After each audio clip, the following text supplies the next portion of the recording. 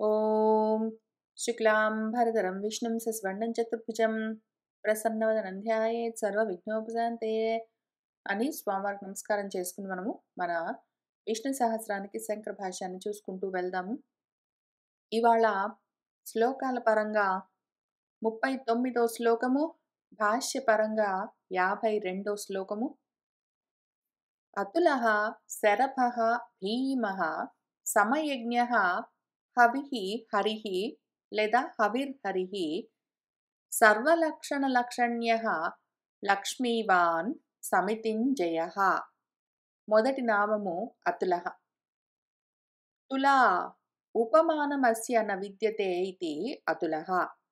అస్య ఆయనకు ఉపమానము, తులమానము, సాటి రాగలిగింది ఇంకొకటి న విద్యతే లేదు కాబట్టి, అటువంటిది ఇంకొకటి లేదు కాబట్టి ఆయన అతులః ఇట్లా ఉంటాడు అని తులమానం వేసి, కొలమానం వేసి చూపించడానికి అవకాశం లేదు. ఎందుకంటే ఉన్నది ఒకటే కాబట్టి. ఇంకా కొన్ని ఏమైనా ఉంటే అందులో ఒకదాన్ని చూపించి ఇట్లా ఉంటుంది అని చెప్పొచ్చు. అట్లా చూపించడానికి ఇంక రెండో వస్తువు ఏది లేదు కాబట్టి ఆయన అతులః. న తస్య ప్రతిమా అస్తి యస్య నామ మహత్ యశః ఇతి శృతేః. వేదం కూడా మనకేం చెప్పిందంటే తస్య ఆయనకు ప్రతిమ అటువంటిది ఇంకొకటి ఉన్నది అని చూపించడానికి వేరేదేది నాస్తి లేదు కాబట్టి ఆయన నామము, ఆయన పేరు మహత్తి యశము అని చెప్పింది. నా త్వత్సమః అస్తి అభ్యధికః కుతః అన్యః ఇతి స్మృతేః చ. త్వత్ నీకు సమమయ్యిందే నాస్తి లేకపోతే ఇంకా నిన్ను మించింది అభ్యధికమైనది కుతః అన్యః వేరేది ఎక్కడున్నది అని స్మృతేః చ పురాణం కూడా చెప్తూ ఉన్నది. ఈ కారణాలకి ఆ ఆత్మతత్వానికి సమానమైంది గాని, అధికమైంది గాని, ఇంకొకటి గాని ఇంకేదీ లేదు. తర్వాత నామము శరభః. శరాః శరీరాణి శీర్యమాణత్వాత్ తేషు ప్రత్యేగాత్మతయా భాతీతి శరభః. శరాలంటే శరీరాలు. ఎందుకు అంటే శీర్యతే ఇతి అని దానికి వ్యుత్పత్తి. శీర్యమాణత్వాత్ నశించిపోతూ ఉంటాయి, శిథిలమైపోతూ ఉంటాయి కాబట్టి వాటిని శరీరాలు అంటారు, వాటినే శరాలు అంటారు. అటువంటి తేషు శరీరాల్లో ప్రత్యేగాత్మగా భాతి భాసిస్తూ ఉంటాడు. శరీరాల్లో భాసిస్తూ ఉండడం చేత శరభః అని ఆయనకు నామము. తర్వాత భీమః. బిభేతి అస్మాత్ సర్వం ఇతి భీమః. ఈయనకు అన్ని భయపడుతూ ఉండడం చేత ఆయన భీముడు. భయపెట్టడం అంటే వీళ్ళందరూ ఆయన్ని చూసి వణికిపోవడం కాదు. భయపెట్టడము అంటే ఆయన విధానాన్ని అనుసరించి వారి వారి ధర్మాలను ఆయా దేవతలు పాటిస్తూ ఉండడం చేత ఆయన భీముడు. ఇదే విషయం గురించి భీమాదయోపాదానే ఇది పాణిని స్మృతేః. భీమాదయోపాదానే అని ఒక పాణిని సూత్రం కూడా ఈ నామము ఏ విధంగా సంభవిస్తుంది వ్యాకరణ పరంగా అని చెప్తూ ఉన్నది. తర్వాత సన్మార్గవర్తినాం అభీమః ఇతివా వా లేకపోతే దీన్ని ఇంకో రకంగా చూద్దాం. ఈ నామాన్ని సన్మార్గంలో ఎవరున్నారో అందులో ప్రవర్తిస్తూ ఉన్న సాధువుల పట్ల అభీమః, ఆయన భయంకరుడు, భయపెట్టేవాడు కాదు. భయము అంటే మృత్యువు, అటువంటి వాళ్లకు మరణం లేదు అని శరభః భీమః అని దాన్ని వేరు చేసి చదువుకోవచ్చు, లేదా శరభః అభీమః అని కూడా చదువుకోవచ్చు. ఆ విధంగా ఇవి మళ్ళీ రెండు నామాలు. ఆ తర్వాత సృష్టి స్థితి సంహార సమయవిత్, అందుకని ఆయన సమయజ్ఞః. సమయము ఏ కాలంలో ఏ సృష్టి జరగాలి, ఏ కాలం జరుగుతూ ఉంటే స్థితి కలుగుతూ ఉండాలి, ఏ కాలం వస్తే సంహారము లయమైపోవాలి అన్న విషయాల గురించిన జ్ఞానం కలిగిన వాడు ఆయా సమయాల్లో కాలస్వరూపమై వాటిని చేస్తూ ఉండేవాడు కాబట్టి ఆయన సమయజ్ఞుడై ఉన్నాడు. కాక షట్ సమయాన్ జానాతీతివ 6 సమయాలను తెలిసి ఉన్నవాడు. ఒకటి భౌతికంగా కావాలంటే షట్‌ఋతువులని ఉంటాయి. 6 ఋతువుల గురించిన జ్ఞానం కలిగిన వాడు కాబట్టి సమయజ్ఞుడు అని చెప్పుకోవచ్చు. లేదా 6 కాలాలు.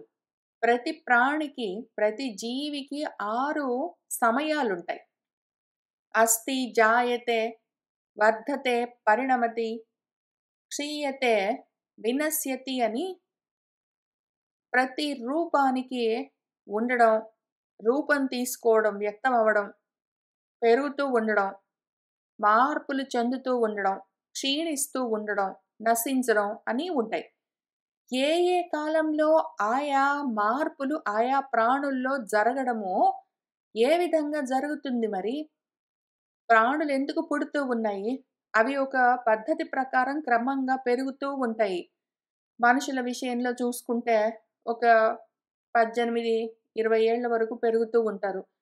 ఆ తర్వాత వృద్ధి ఆగిపోయిన తర్వాత ఇంకా వాళ్ళు ఎంత పొడుగ్గా పెరుగుతారో ఏంటో అవి అయిపోయిన తర్వాత ఇంక వాళ్ళలో మార్పులు కలుగుతూ ఉంటాయి. నెమ్మదిగా వార్ధక్యం వస్తుంది. ఇంకొక 55, 60 ఏళ్ళు వచ్చాయంటే వాళ్ళు క్షీణించడం మొదలుపెడతారు. ఆ తర్వాత నశిస్తారు. ఇవన్నీ ఏ సమయానికి ఏ విధంగా జరగాలని తెలిసిన వాడొకడుండి, దాన్ని నడిపిస్తూ ఉండాలి. అవన్నీ తెలిసిన వాడు కాబట్టి ఆయన సమయజ్ఞః అయి ఉన్నారు. లేదా ఇదే నామాన్ని ఇంకొక రకంగా గూడా చూద్దాము. సమయము గురించిన జ్ఞానం కలిగిన వాడు అని ఇన్ని విధాలుగా చూసుకున్నాం గదా! ఇప్పుడు సమయ కాకుండా సమయజ్ఞః అని చూద్దాము. ఈ రకంగా దాన్ని మధ్యలో విడదీసి 2 అక్షరాలుగా సమము, యజ్ఞము అని దానికి అర్థాన్ని భావన చేద్దాము. సర్వభూతేషు సమత్వం యజనమస్య ఇతివా. సర్వభూతాల్లో సమత్వమే యజ్ఞంగా కలిగి ఉన్నవాడు. ఆయన సముడు. ఆయన సర్వసముడు. ఆ విధంగానే యజించవలసిన వాడు, పూజించబడవలసిన వాడు. కాబట్టి ఆయన సమయజ్ఞుడు. ఆయనను పూజించాలి, ఆయన్ని భజించాలి, ఆయన్ని పొందాలి, చేరుకోవాలంటే ఏ విధంగా చేరుతామో, ఆయన సముడు గాబట్టి మనము సమత్వంతో ఉంటేనే ఆయన్ని తెలుసుకోగలము అని ఈ నామానికి ఎంత అందమైన భావన ఉన్నదో. మనము అసమంగా, విషమంగా, ఎక్కువ తక్కువలతో, భేదాలతో, తారతమ్యాలతో, తరతమ భేదాలతో, తన పరభేదాలతో ఇన్ని విధాలుగా ఉన్నామంటే, సముడై, ఒక్కడై ఉన్నవాడిని తెలుసుకోవడానికి కుదరదు. అయితే మనం కూడా ఈ అసమానతలన్నిటినీ నిర్మూలించి సమంగా ఉన్నామంటే, మన బుద్ధి చిత్తమై, శుద్ధమై, సమమై ఉన్నది అంటే, అప్పుడు ఆ సముడు తెలుస్తాడు. దాన్ని మామూలుగా గాదు, యజ్ఞంలాగా చేయవలసి ఉంటుంది. సమత్వాన్ని సాధించడం అంత సులువైన విషయం గాదు. ప్రపంచంలో ఉంటాము. ప్రపంచంలో అన్ని అసమానతలే ఉంటాయి. ఎక్కువ-తక్కువలే ఉంటాయి. పొడుగ్గా ఉండడమో, పొట్టిగా ఉండడమో, వెడల్పుగా ఉండడమో, లోతుగా ఉండడమో, ఎక్కువగా ఉండడమో, తక్కువగా ఉండడమో, తెలిసి ఉండడమో, తెలియక ఉండడమో, నిన్న ఉండడమో, రేపు ఉండడమో, ఈ విధంగా ఎన్నో రకాలుగా దేశకాల పరిస్థితులను బట్టి హెచ్చుతగ్గులు రకరకాలుగా ఉంటాయి. వాటన్నిటి మధ్యలో ఉంటూనే వాటన్నిటిని సమం చేసుకుంటూ వెళ్ళడం అన్నది ఇంక నిరంతరము యజ్ఞంలాగా, తపస్సులాగా జరగవలసి ఉంటుంది. కానీ మరి ఆ తత్వం తెలియాలంటే ఈ యజ్ఞము, ఈ తపస్సు చేయవలసి ఉంటుంది. అప్పుడే తెలుస్తాడు. కాబట్టి ఆయన సమయజ్ఞః. ఇది మనకెట్లా తెలుస్తూ ఉన్నది అంటే, సమత్వం ఆరాధనం అచ్యుతస్య ఇతి ప్రహ్లాద వచనాత్. ప్రహ్లాదుడు ఈ రకరకాల అసమానతలన్నిటినీ సమం చేసుకున్న తర్వాత భగవద్ దర్శనం పొందినవాడు, ఆత్మ దర్శనం పొందినవాడు ప్రహ్లాదుల వారే ఈ విషయాన్ని మనకు ప్రవచించారు కాబట్టి మనకు తెలుస్తూ ఉన్నది. తర్వాత నామము హవిర్హరిః. యజ్ఞేషు హవిర్భాగం హరతీతి హవిర్హరిః. యజ్ఞాల్లో హవిర్భాగాలని హరతి అంటే ఆహరతి స్వీకరిస్తారు కాబట్టి ఆయన హవిర్హరిహి. ఈ విషయం మనకెట్లా తెలుస్తున్నది అంటే, అహం హి సర్వయజ్ఞానాం భోక్తా చ ప్రభుః ఏవ చ ఇతి భగవద్వచనాత్. నేనే సర్వయజ్ఞాలకు భోక్తను, ప్రభువును కూడా అయి ఉన్నాను అని భగవంతుడే చెప్పి ఉండడం చేత మనకు తెలుస్తూ ఉన్నది. అథవా హూయతే హవిషా అస్సౌ ఇతి హవిః. ఈ హవిర్హరిః అన్న నామాన్ని కూడా మనం రెండుగా విడదీసి హవిః అని ఒక నామము, హరిః అని ఒక నామంగా చూసుకుందాము. ముందు హవిః చూద్దాం. హవిస్సుల చేత హవనం చేయబడేవాడు కాబట్టి ఆయన హవిః అయి ఉన్నారు. దాన్ని మనం ఎట్లా తెలుసుకుంటామంటే, అబద్ధన్ పురుషం పశుమితి హవిష్ట్వం శ్రూయతే. పురుషులను ఈ యజ్ఞాది కర్మల చేత పశువులాగా ఆ యజ్ఞానికి అబద్ధన్ కట్టి ఉంచడం చేత ఆయన యొక్క హవిష్ట్వం, ఆయన హవి అయి ఉండడం అన్నది మనకు తెలుస్తూ ఉన్నది. స్మృతి మాత్రేణ పాపం సంసారం వా పుంసాం హరతీతి హరితవర్ణత్వాత్ వా హరిః. హరి అన్న నామానికి రెండు అర్థాలు చూద్దాం. స్మరణ మాత్రం చేత గుర్తుకొస్తే చాలు పుంస మనుషుల యొక్క పాపము లేదా సంసారము, పాపము అంటే పతనము, వాళ్ళు మనుషులు పోయి లేదా ఏ ప్రాణులైనా సరే వెళ్ళి ఎక్కడ పడతాయి, పతనం అంటే వెళ్ళి పడడం. ఎక్కడికి వెళ్ళి పడతారంటే ఎవరైనా సంసారంలోకి వెళ్ళి పడతారు. ఆ సంసారంలో నుంచి వాళ్ళ యొక్క స్థితిని హరతి తొలగిస్తాడు. మనకు గుర్తుకొచ్చిందంటే చాలు, మనం ఎవరో మనకి తెలిసిందంటే ఇంక ఈ సంసారం మొత్తం తొలగిపోతుంది. ఆ గుర్తు, ఆ స్మరణ రూపంగా ఉన్నదెవరు అంటే అదే ఆత్మ స్వరూపమే. దాన్ని స్మరించవలసి ఉన్నది. కాబట్టి ఆయన ఆ విధంగా హరిహి అయి ఉన్నారు. లేదా హరితవర్ణత్వాత్, ఆయన హరితవర్ణంలో ఉండడం చేత ఆయన పేరు హరి. ఈ విషయాలు మనకి ఎట్లా తెలుస్తూ ఉన్నాయంటే ఆయనే చెప్పుకున్నారు. హరామి అఘం చ స్మర్తॄణాం హవిర్భాగం క్రతుషు అహం వర్ణః చ మే హరిః వా ఇతి తస్మాత్ హరిః అహం స్మృతః ఇతి భగవద్వచనాత్. భగవంతుడు ఏం చెప్పారంటే, నేను స్మర్తॄణాం, ఎవరైతే నన్ను స్మరిస్తారో, జ్ఞాపకం తెచ్చుకుంటారో, గుర్తు చేసుకుంటారో, వాళ్ళ యొక్క అఘములు అంటే పాపములు, పతన కారణములు, సంసారంలోకి వెళ్ళి పడడం అన్నదాన్ని, ఆ పాపాన్ని హరామి హరిస్తాను.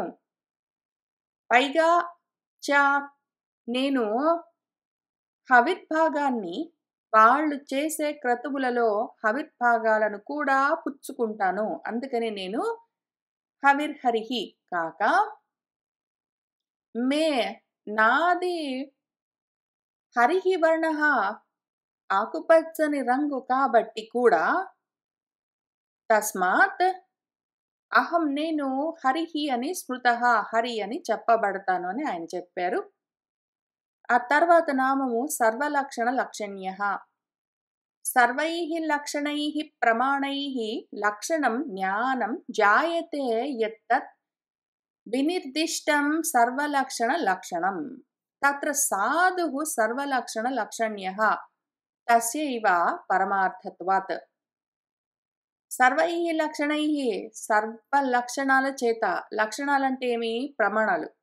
సర్వ ప్రమాణాలు, మనకి ఎన్ని ప్రమాణాలు ఉన్నాయి? ఎన్నైనా ఉంటాయి. భాష్యకారులు, టీకాకారులు ఎన్నో రకాల ప్రమాణాలను అంగీకరించారు. అందులో ముఖ్యంగా ప్రత్యక్ష ప్రమాణము, ఆగమ ప్రమాణము, అనుమాన ప్రమాణము అని ఉంటాయి. ఇటువంటి అన్ని రకాల ప్రమాణాల చేత ఆ లక్షణము ఏ జ్ఞానము కలుగుతూ ఉంటుందో, ఏ జ్ఞానము ఆ ప్రమాణాల చేత నిర్దేశిస్తూ ఉంటుందో వినిర్దిష్టం, దాని పేరు సర్వలక్షణ లక్షణం, సర్వ ప్రమాణాల జ్ఞానం అని అర్థం. ఇప్పుడు తత్ర ఆ సర్వ ప్రమాణాల్లో ఉన్న జ్ఞానం చేత సాధు బాగా చక్కగా తెలియబడేవాడెవరున్నాడో ఆయన సర్వలక్షణ లక్షణ్యః జ్ఞేయము అని అర్థము. ప్రమాణాలన్నింటి చేత తెలియబడే ప్రమేయము జ్ఞేయమైన ఏ తత్వమున్నదో అది పరమార్థత్వాత్ ఆ పరమార్థతః తెలియబడే వస్తువు దాని పేరు సర్వలక్షణ లక్షణ్యః. ఏ ప్రమాణమైనా చూసుకో, ఏ ప్రమాణమైనా చూసుకో. సర్వ ప్రమాణాల చేత తెలియబడేవాడు. ప్రత్యక్ష ప్రమాణం చూస్తావా? నీ ఇంద్రియాలకి గోచరమై ఉన్న బ్రహ్మాండాన్ని చూడు. అదంతా బ్రహ్మస్వరూపమే. ఆ విధంగా తెలుస్తాడు. పోనీ అనుమాన ప్రమాణంతో చూస్తావా? మనసులో ధ్యానం చెయ్యి. అక్కడే తెలుస్తూ ఉంటాడు యోగి హృద్యాన గమ్యమని. పోనీ ఆగమ ప్రమాణాలతో చూస్తావా? ఇదిగో మొత్తం అన్ని శాస్త్రాల్లో ఉన్నది అదే తత్వము. ఏ ప్రమాణాన్ని పట్టుకుని చూసినా కూడా తెలియబడేది ఒకే ఒక వస్తువున్నది. పరమార్థత ఉన్నదంతా అదే. కాబట్టి దాని పేరు సర్వలక్షణ లక్షణ్యః. తర్వాత నామము లక్ష్మీవాన్. లక్ష్మీః అస్య వక్షసి నిత్యం వసతీతి లక్ష్మీవాన్. లక్ష్మి ఆయన వక్షస్థలంలో నిత్యము నివసిస్తూ ఉండడం చేత ఆయన పేరు లక్ష్మీవంతుడు. సమితిం యుద్ధం జయతీతి సమితింజయః. సమితి అంటే యుద్ధం. ఆ యుద్ధాన్ని జయిస్తూ ఉండడం చేత ఆయన సమితింజయః అయి ఉన్నారు అని ఆ నామాల సమూహానికి అర్థము. ఆ తర్వాత 53 శ్లోకం చూద్దాము. విక్షరః రోహితః మార్గః హేతుః దామోదరః సహః మహీధరః మహాభాగః వేగవాన్ అమితాసనః. ముందు విక్షరః అన్న నామానికి అర్థం చూద్దాము. విగతః క్షరః నాశః యస్య అసౌ విక్షరః. ఎవరికైతే క్షరము అంటే నాశము, విగతము లేకుండా పోయిందో, ఎవరికైతే నాశమే లేదో ఆయన విక్షరుడు లేదా అక్షరులు.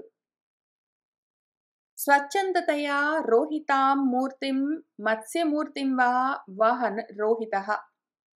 స్వచ్ఛందంగా స్వేచ్ఛగా ఆయన ఇచ్చ వచ్చినట్టు మూర్తులన్నీ రూపాలన్నీ తీసుకుంటూ ఉంటారు. అందులో ఆయనకి ఇష్టమైతే రోహితాం మూర్తిం ఎర్రగా ఉండే రూపాలని కూడా ఆయన పుచ్చుకుంటారు. కాబట్టి ఆయన రోహితము.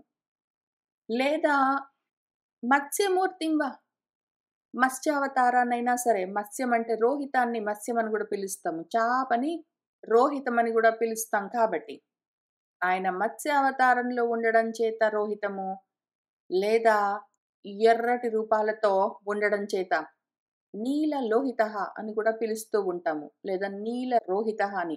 సంస్కృతంలో రళయోర భేదం అని రకారానికి లకారానికి భేదం లేదు. సంస్కృతంలోనే కాదు, మనం మాట్లాడుతూ ఉన్నప్పుడు కూడా ఒక్కొక్కసారి లా పలకాలన్నప్పుడు రా, రా పలకాలన్నప్పుడు లా వస్తూ ఉంటుంది. ఆ విధంగా వస్తుంది అని పాణిని సంస్కృతంలో వ్యాకరణ సూత్రాన్ని రాశారు. సరే ఇప్పుడు కాబట్టి ఆయన ఎర్రటి రూపాన్నైనా తీసుకుంటారు. లేదా రక్తంలాగా అయినా ఉంటారు. లేదా మత్స్యంలాగానైనా ఉంటారు. ఆయన ఇష్టం, స్వచ్ఛందం. కాబట్టి ఆయన పేరు రోహితః. ముముక్షవః తం దేవం మార్గయంతి ఇతి మార్గః. మార్గం అంటే ఏమి? వెతకడం అని అర్థము. ముముక్షువులు ఆ దేవుణ్ణి వెతుకుతూ ఉంటారు. ఎక్కడ అంటే వాళ్ళు బ్రహ్మాండమంతా వెతుకుతుంటారు. విశ్వమంతా వెతుకుతుంటారు. వాళ్ళ లోపల వాళ్ళ హృదయాల్లో కూడా వెతుకుతూ ఉంటారు. ఇంక అదే పనిగా వాళ్ళు వెతుకుతూ ఉంటారు దొరికిందాకా. ఎందుకు అంటే ముముక్షువులు వాళ్ళు మోక్షం ఇచ్చే వాళ్ళకి మోక్షం కావాలి. ఇది తెలిస్తే మోక్షం కలుగుతుంది కాబట్టి వాళ్ళు దాని గురించి అదే పనిగా వెతుకుతూ ఉంటారు. కాబట్టి ఆయన మార్గః అయి ఉన్నారు.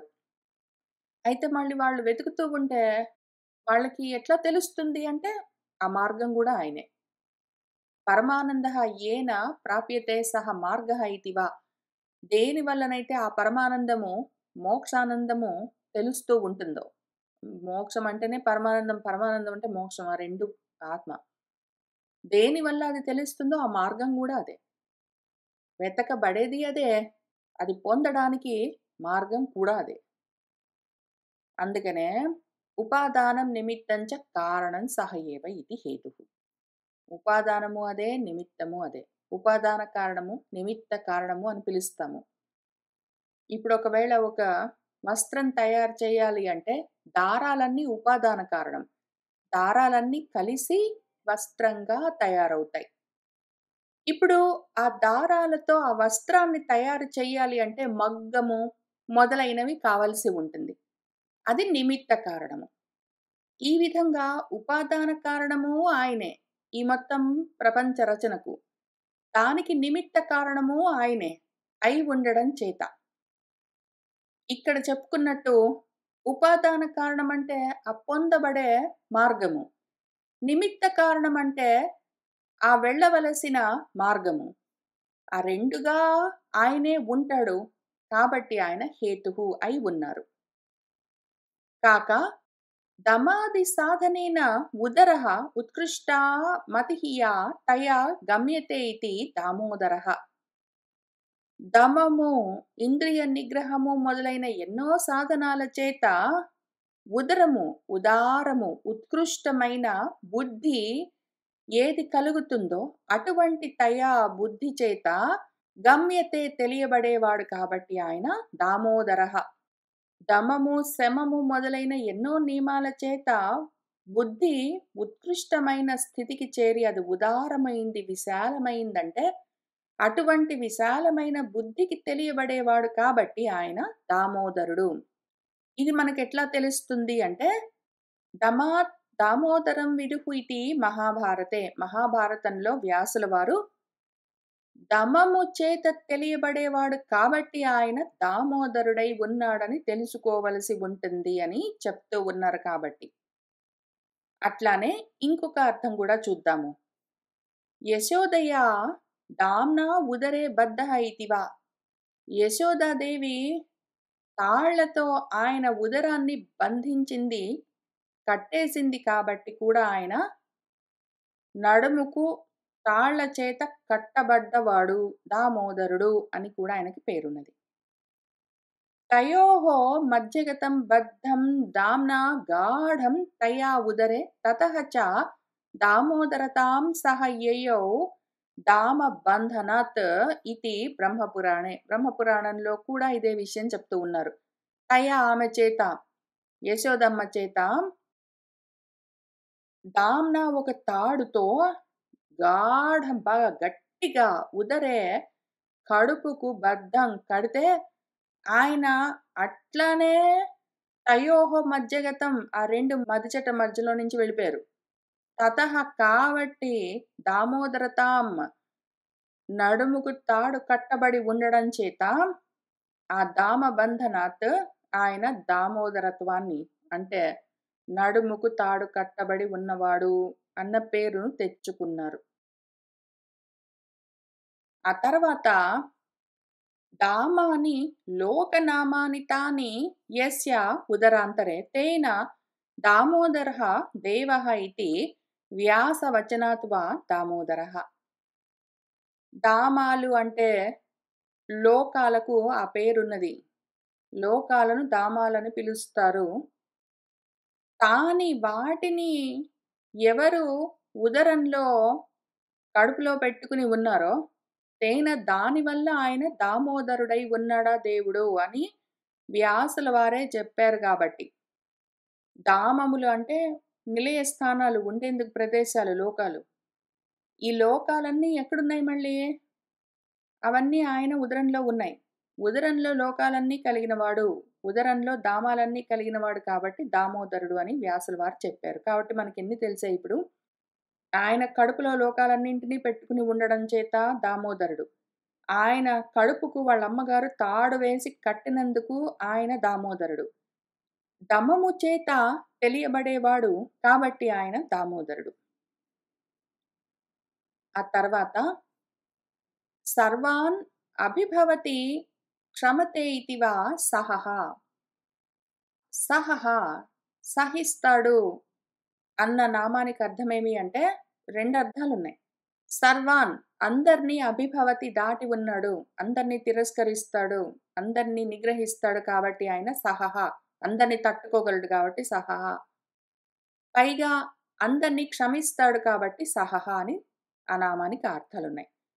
తర్వాత మహీ గిరిరూపేణ ధరతీతి మహీధరః. భూమిని పర్వత రూపంగా ధరించి ఉండడం చేత ఆయన మహీధరుడయ్యాడు. ఇదెట్లా తెలుస్తుంది అంటే వనాని విష్ణుః గిరయః దిశః చ ఇతి విష్ణు పురాణే. విష్ణు పురాణంలో వనాలు, గిరులు, దిక్కులు అన్నీ విష్ణువే అని చెప్పి ఉండడం చేత మనకి ఈ విషయం తెలుస్తూ ఉన్నది.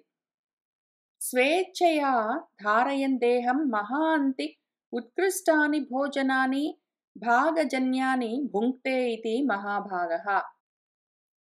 ఆయన స్వేచ్ఛగా దేహాలను ధరించి మహాంతమైన ఉత్కృష్టమైన భాగంగా లబ్ధమైన భోజనాలను అనుభవిస్తూ ఉంటాడు కాబట్టి ఆయన మహాభాగః.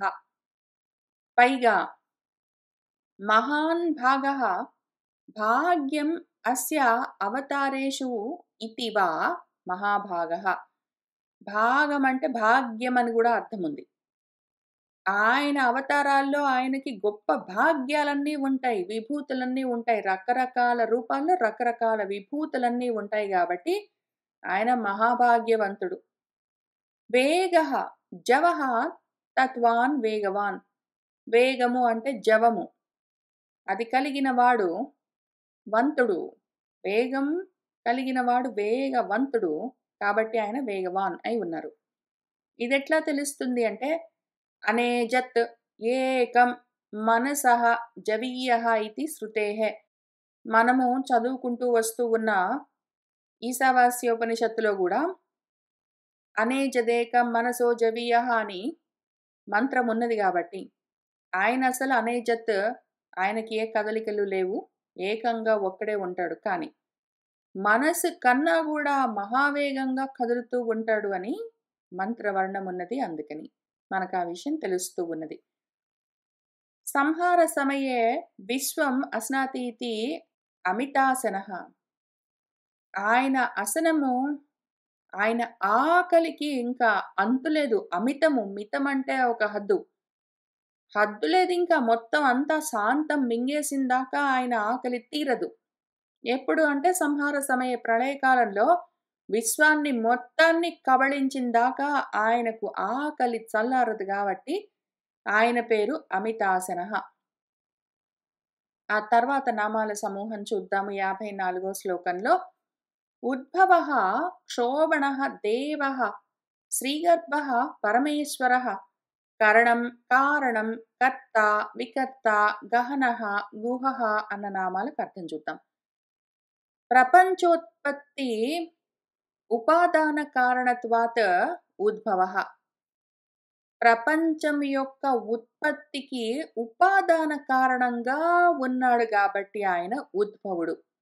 ఉపాదాన కారణం అంటే ఏదో ఒక వస్త్రాన్ని తయారు చేయాలంటే ఆ వస్త్రానికి దారాలన్నీ ఉపాదాన కారణం. ఏదో ఒక కుండ తయారు చేయాలంటే మట్టి దానికి ఉపాదాన కారణం. మట్టి కుండగా మారుతుంది. దారాలు వస్త్రంగా మారుతాయి. అట్లానే బ్రహ్మము బ్రహ్మాండంగా మారుతుంది. అందుకని ఆయనకు ఉద్భవుడు అన్న నామం ఉన్నది.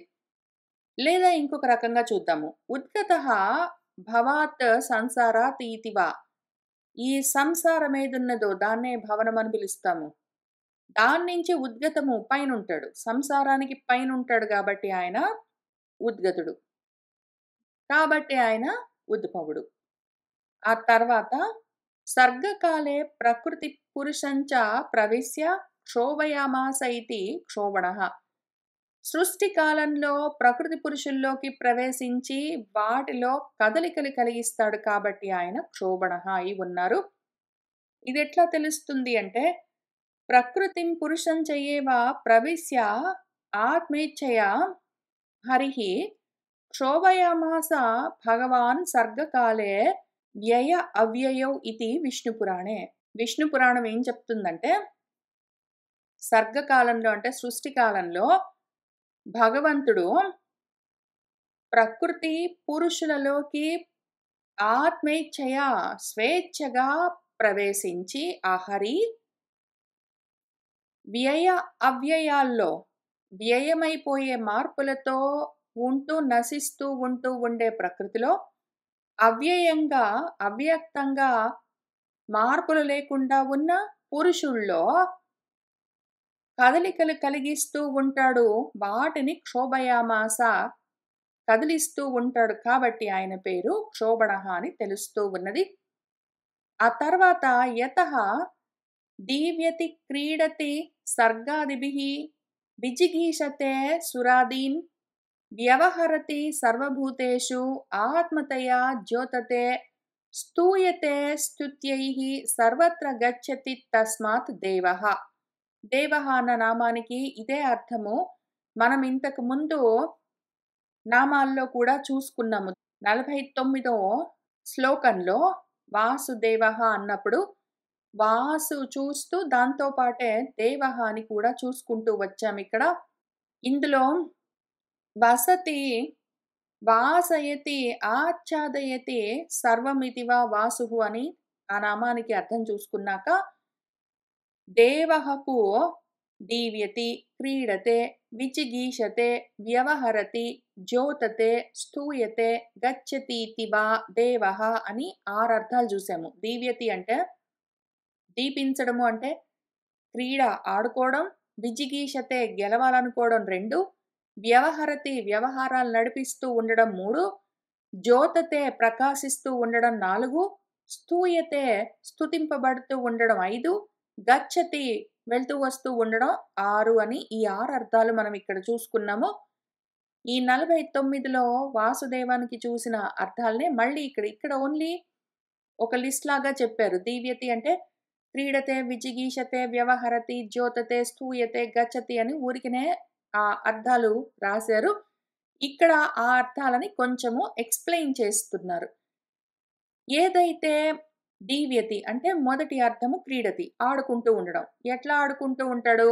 సర్గాదిభిః సృష్టి చేస్తూ ఉండడం అన్న ఆట, లయం చేస్తూ ఉండడం అన్న ఆట, స్థితి చేస్తూ ఉండడం అన్న ఆట, ఈ ఆటలన్నీ ఆడుకుంటూ ఉంటాడు కాబట్టి ఆయన దేవః అయి ఉన్నారు. కాక రెండో అర్థం చూద్దాం. విజిగీషతే అసురాదీన్ అసురులను జయించాలని కోరుకుంటాడు. ఆయన అసురాదీన్ అందరినీ జయించాలని కోరుకుంటాడు. సురలనేమో సహనంతో, క్షమతో, జ్ఞానంతో, దయతో అటువంటి వాటితో గెలవాలనుకుంటాడు.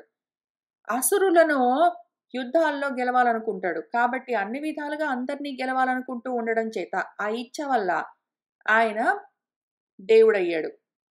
మూడో అర్థము వ్యవహరతి సర్వభూతేషు అన్ని ప్రాణుల్లో ఏదో ఒక రూపంగా వ్యవహారాలన్నీ చేస్తూ ఉంటాడు కాబట్టి ఆయన దేవుడు. తర్వాత ఆత్మతయ ద్యోతతే ఆత్మగా ప్రత్యేగాత్మగా ప్రకాశిస్తూ ఉండడం వల్ల ఆయన దేవుడు. స్తూయతే స్తుత్యైః స్తుతుల చేత స్తోత్రాల చేత స్తుతింపబడేవాడు కాబట్టి కూడా ఆయన దేవుడు. సర్వత్ర గచ్చతి అంతటా ఆయన వెళ్తూ ఉంటాడు. అన్ని ప్రదేశాల్లో గమనం చేస్తూ ఉంటాడు కాబట్టి ఆయన దేవుడు. తస్మాత్ ఆయన దేవః అని మనకు తెలుస్తూ ఉన్నది. ఇది ఎక్కడ రాసిపెట్టి ఉన్నది అంటే ఏకో దేవః అని మంత్రవర్ణాత్ వేదాల్లో ఉపనిషత్తుల్లో కూడా ఒక దేవుడు ఉన్నాడు అని ఆయన గురించి చెప్తూ ఉంటారు. ఆ తర్వాత శ్రీగర్భః అన్న నామానికి అర్థం చూద్దాము. శ్రీః విభూతిః యస్య ఉదరాంతరే జగత్రూపా యస్య గర్భే స్థితా సః శ్రీగర్భః. శ్రీ అంటే విభూతి. జగత్రూపమైన విభూతులన్నీ. విభూతి యోగమని కృష్ణార్జున సంవాదంలో భగవద్గీతలో నా విభూతులు అనంతము అర్జున అంటూ ఆయన చెప్పుకుంటూ వచ్చారు. ఆ విభూతులన్నీ జగద్రూపంగా ఉంటాయి. వాటిని శ్రీ అని పిలుస్తారు. ఇప్పుడు ఈ శ్రీ మొత్తము ఆ జగద్రూపాలైన విభూతులన్నీ ఆయన ఉదరాంతరే ఆయన ఉదరంలోనే ఆయన గర్భంలోనే స్థితమై ఉండడం చేత ఆయన శ్రీ గర్భుడై ఉన్నాడు. ఆ తర్వాత పరమేశ్వరః పరమః చ అసౌ ఈశనశీలః చ ఇతి పరమేశ్వరః. ఆయన పరముడు, ఈశత్వము అన్నింటినీ శాసిస్తూ ఉండడం అన్న లక్షణంతో ఉండడము, ఈ 2 కారణాలకి ఆయన పరమేశ్వరుడై ఉన్నాడు. ఆ విషయం మనకెట్లా తెలుస్తుంది అంటే సమన్ సర్వేషు భూతేషు తిష్టంతం పరమేశ్వరం ఇది భగవద్వచనాత్. నేను సర్వ ప్రాణుల్లో సమంగా తిష్ట వేసుకుని ఉన్నాను, పరమేశ్వరుణ్ణై ఉన్నాను అని ఆయనే చెప్పారు కాబట్టి మనకు తెలుస్తూ ఉన్నది. తర్వాత నామము కరణం. జగదుత్పత్తౌ సాధకతమం కరణం. జగత్ ఉత్పత్తి చెయ్యాలి అంటే సాధకంగా కూడా ఉండడం, ఉపకరణంగా, పనిముట్టుగా. ఇప్పుడు మనము ఒక వస్త్రాన్ని తయారు చేస్తూ ఉన్నాము అంటే దానికి దారాలన్నీ ఉపాదాన కారణము. ఆ వస్త్రాన్ని తయారు చేయడానికి మగ్గం ఏమున్నదో అది నిమిత్త కారణము. ఈ మగ్గము ఆ వస్త్రం తయారు చేయడానికి పనిముట్టు. అటువంటి సాధకం ఏదై ఉన్నదో అందులో గూడా తమము శ్రేష్టమై ఏది ఉన్నదో అది అకరణము, భగవత్తత్వము. లేదా ఒక కుండ తయారు చేయాలి అంటే మట్టి దానికి ఉపాదాన కారణము. అయితే మట్టి దానంతట అదే కుండగా మారదు. దానికేదో ఒక చక్రం లాంటిది ఉంటుంది. ఆ చక్రం మీద ఈ మట్టిని ఒక ముద్దగా పెట్టి దాని తర్వాత దాన్ని తయారు జేస్తారు. ఈ పనిముట్టు ఏదున్నదో అది కరణము. ఆ కరణము ఆయనే. దాని కారణం గూడా ఉపాదాన కారణము, నిమిత్త కారణం కూడా ఆయనే. ఆ తర్వాత కర్త స్వతంత్రంగా అసలు ఊరికినే ఆ పనిముట్లున్నాయి. చక్రం ఉన్నది, మట్టి ఉన్నది అంటే ఆటోమేటిక్‌గా కుండ ఏమి తయారవ్వదు. చేసే కుమ్మరివాడు కూడా కావాలి. ఇప్పుడు ఆ కుమ్మరివాడు కర్త, ఆ మట్టి కారణము, ఆ చక్రము కరణము. అసలన్నీ ఆయనే. మట్టి ఆయనే.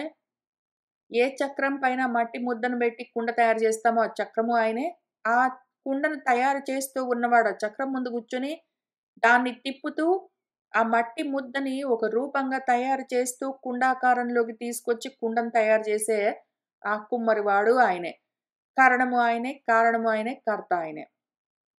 ఇటువంటి త్రిపుటులు ఉన్నాయని కనిపిస్తూ ఉండడమే మనకు ఇప్పుడు అసల ఆత్మతత్వం తెలియకుండా అడ్డుగా ఉన్నది. ఈ త్రిపుటులను ఒకవేళ మనం సమం జేసుకున్నామంటే, ద్వంద్వాలనే గాదు త్రిపుటులను గూడా మనం సమం జేశామంటే, ఆ సమం తెలుస్తుంది. ఇప్పుడు ఇన్నిన్నిగా ఉన్నాయని కనిపిస్తూ ఉండడం వల్లే, ఆ ఉన్న ఒక్కటి ఏకః దేవః అయి ఉన్నది తెలియట్లేదు. విచిత్రం భువనం క్రియతే ఇతి వికర్త సహ ఏవ భగవాన్ విష్ణుః. విచిత్రమైన రకరకాల భువనాలన్నింటినీ తయారు చేస్తూ ఉంటాడు గాబట్టి ఆయన వికర్త. ఆయనే భగవాన్ విష్ణువు. స్వరూపం సామర్థ్యం చేష్టితం వా తస్య జ్ఞాతుం న శక్యతే ఇతి గహనః. ఇంత చేస్తాడాయన. ఆయన ఏదో కరణం, ఉపకరణం చక్రంలాగా ఆయనే ఉంటాడు. దాని మీద మట్టి ముద్దగా ఆయనే ఉంటాడు. ఆ మట్టి ముద్దను ఒక కుండాకారంలోకి తెచ్చి కుండగా తయారు చేస్తూ ఉన్నవాడు కూడా ఆయనే అంటే ఇంతకి ఆయన చేస్తుంది కుండలు, బిందెలు, కూజాలు గావు. ఆయన చేస్తున్నవి విచిత్రమైన భువనాలు, బ్రహ్మాండాలన్నీ తయారు జేస్తాడు. చిన్న చిన్న కుండలు గాదు, బ్రహ్మాండాలు తయారు జేస్తాడాయన. పోనీ చేస్తున్నది తెలుస్తుందా అంటే, ఆహా! తెలియదు. ఆయన స్వరూపం గాని, ఆయన సామర్థ్యం ఇంత అని గాని, ఆయన చేష్టలు, క్రియలు గాని ఏవి జ్ఞాతుం తెలుసుకోవడానికి న శక్యతే కుదరనే కుదరదు గాబట్టి ఆయన గహనము. ఆయన ఎంత లోతంటే, ఎంత గహనమంటే, ఆయన స్వరూపం అక్కడ కూర్చున్నవాడు ఆ కుండ కనిపిస్తుందా? చక్రం కనిపిస్తుందా? ఆ కుమ్మరివాడు కనిపిస్తాడా అంటే, వీటన్నిటికి స్వరూపం ఏమున్నదో అది తెలిసే ప్రశ్నే లేదు. సామర్థ్యము తెలియదు. అంత సామర్థ్యం అసలు ఎంత సామర్థ్యము. బ్రహ్మాండాలన్నీ అదే పనిగా కుండలు, కూజాలు తయారు చేసినట్టు తయారు చేస్తూ ఉంటాడు. తయారు చేస్తూ ఉంటాడు. వాటిని పగలగొడతాడు. మళ్ళీ మట్టిగా తయారు చేస్తాడు. మళ్ళీ వాటిని పిసుకుతాడు. కొంచెం నీళ్లు, కొంచెం మట్టి, కొంచెం నిప్పు అవి ఇవి వేసి వాటిని మళ్ళీ తయారు చేస్తుంటాడు. ఇంత సామర్థ్యం అసలు అది ఎంత సామర్థ్యం అని కూడా తెలీదు. పోనీ చేస్తున్నది కళ్ళకి కనిపిస్తుందా? బ్రహ్మాండాలన్నీ తయారవుతూ ఉండడం కళ్ళకి కనిపిస్తుందా? కనిపించదు. అసలు తెలుసుకోవడం చాలా కష్టం. కాబట్టి ఆయన గహనః. ఎందుకు ఆయనంత గహనంగా ఉంటాడు మనకి తెలియకుండా అంటే, ఆయననే గూహః. ఆయన గూహతే సంవృణోతి స్వరూపాది నిజ మాయయా ఇతి గుహః. ఈ స్వరూపము, సామర్థ్యము, చేష్ట ఇటువంటి వాటన్నిటిని గూహతే సంవృణోతి కప్పేసుకుంటాడు తెలియకుండా. ఎవరికి తెలియకుండా కప్పేసుకుంటాడో తెలుసుకోవాలన్న ఉద్దేశం లేదు. అంత ఆర్తి లేదు. దాని గురించిన సాధన లేదు. కావలసిన వైరాగ్యం లేదు. అందుకు అవసరమైన జ్ఞానం లేదు. ఇటువంటి వాళ్లకు ఆయన తెలియడు. అప్పుడాయన గుహః, గహనః. అయితే ఎవరైతే అందుకోసమే ప్రయత్నం చేస్తారో, మట్టి లేదు, కుండ లేదు, కర్ర లేదు, చక్రం లేదు, చేసేవాడు లేడు, ఉన్నదంతా ఒక్కటే, వాడు నాకు తెలియాలి. కరణం, కారణం, కర్త అయి ఉన్నవాడెవరు? కారణంగా, కర్తగా కాదు. ఇన్ని రకాలుగా చూడను. అన్నిటినీ సమంగా చూస్తాను. అదే బ్రహ్మంగా చూస్తాను.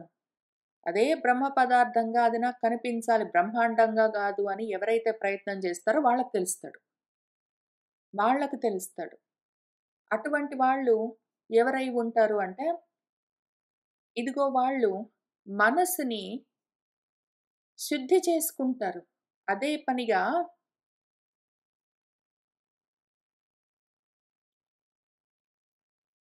దమాది సాధనేనా? ఈ సాధనాలేవి? కర్ర, మట్టి, చక్రము, మగ్గము, దారాలు అని ఈ సాధనాలు ఇటువంటి సాధకాలు గాదు. యమము, నియమము, దమము, శమము మొదలైన సాధనాలతో ఎవరైతే ఉదారమైన బుద్ధిని విశాలంగా వ్యాప్తి చేసుకుంటారో, ఎప్పుడైతే బుద్ధి విశాలమవుతుందో అటువంటి వాళ్లకు ఈ మాయ తొలగుతుంది. అప్పుడాయన గుహః గాడు, గహనుడు గాదు. కానీ ఒకవేళ బ్రహ్మాన్ని బ్రహ్మాండంగా మాత్రమే చూసే దృష్టి ఉన్నది వాళ్ళకంటే, అటువంటి వాళ్లకు ఆ బ్రహ్మము గహనము, గుహః అయి ఉంటారు అని ఈ నామాలకి అర్థము. ఇవాల్టికి ఇక్కడికి ఆపుదాము. వచ్చే వారం మళ్ళీ కలిసి కూర్చుని తర్వాత నామాలకి అర్థాలు చూసుకుంటూ వెళ్దాము. సర్వం శ్రీకృష్ణ పరబ్రహ్మ పాదారవిందార్పణమస్తు.